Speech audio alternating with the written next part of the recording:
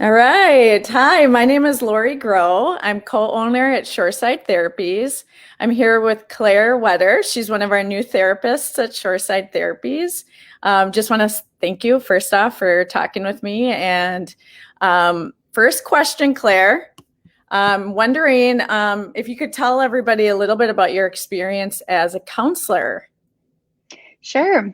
So, first of all, I'm really excited to be chatting with you today as well and to be joining the clinic. So, I received my master's degree from Mount Mary University in 2019. So, since then, I have just been trying to get experience with as many populations as I can. So, I've mainly worked with adults doing individual and group counseling. I'm also able to offer some family counseling and things like that, which I've done in the past. So I'm looking forward to using my previous experiences to help me as I work towards gaining some clients at Shoreside. That sounds great. That sounds great. So a lot of different experiences, family, groups, individuals. So tell me a little bit about some of the techniques you use. Sure. So mainly I've been trained in dialectical behavioral therapy, which is really great for mood disorders like depression and anxiety. It can also be helpful for things like borderline personality disorder, some PTSD work, and things with OCD. So that kind of therapy works to target that black and white thinking that you might start to see if you're dealing with mental health issues.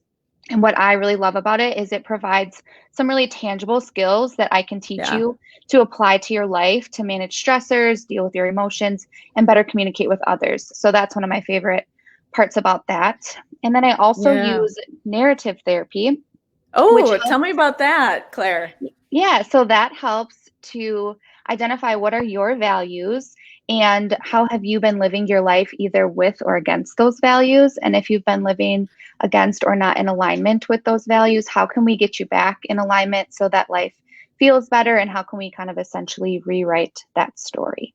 So, Claire, is that sort of that idea with narrative therapy of that we have one like way of thinking about how we see ourselves, what we want for ourselves, how we want to see our lives unfold, sort of versus maybe that instinctual instant gratification that we might be seeking, or if we're like in pain, then I'm gonna maybe go to Facebook or a game on my phone, or some other coping skill, and that might not get me what I'm looking for my life. Is that idea with narrative therapy?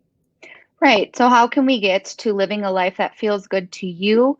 And if right now things aren't going that way, how can we write that story or narrative of your life in a way that feels really good to you, whether that's gaining those coping skills or just being able to assert your values with other people?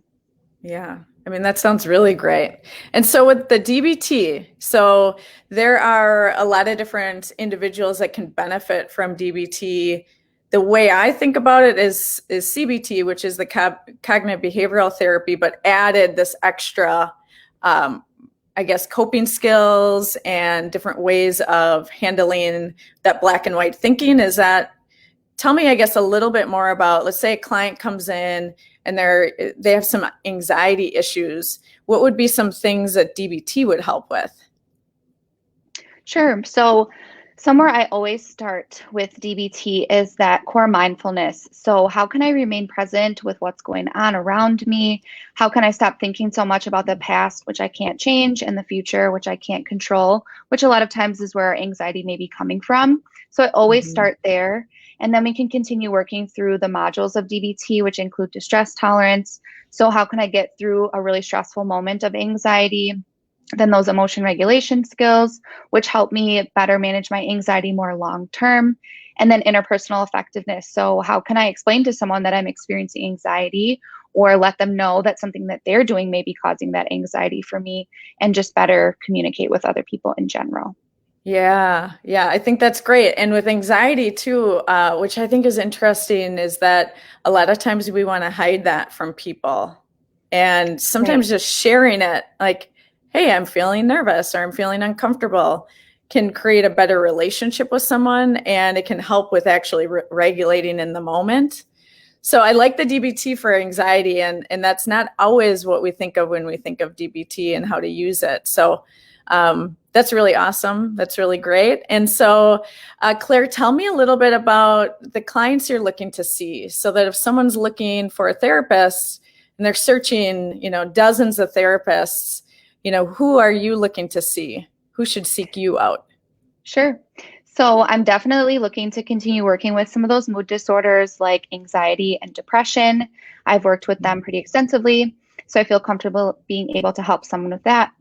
I am also looking to kind of open up my practice to new moms or even just new parents. So I want to help people who are going through maybe postpartum depression or anxiety, experiencing some struggles with that transition. And if in any way possible, maybe meet with their partner as well. So maybe we can put some couples counseling into that and just make sure that everyone feels supported and understood in what they're going through, because it's not just the mom or the dad who may be going through the changes.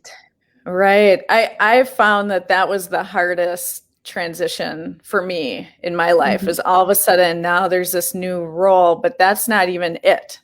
It's almost as if everything changes and every relationship changes. It's not just, oh, now I have a baby to take care of. It's, how do I still be me with a baby, and trying to figure that out? And how am I a good partner with this new little addition?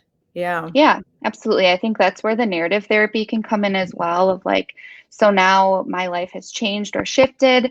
So what do I want that to look like? How can I bring those pieces of who I was before into this? How do those things fit together?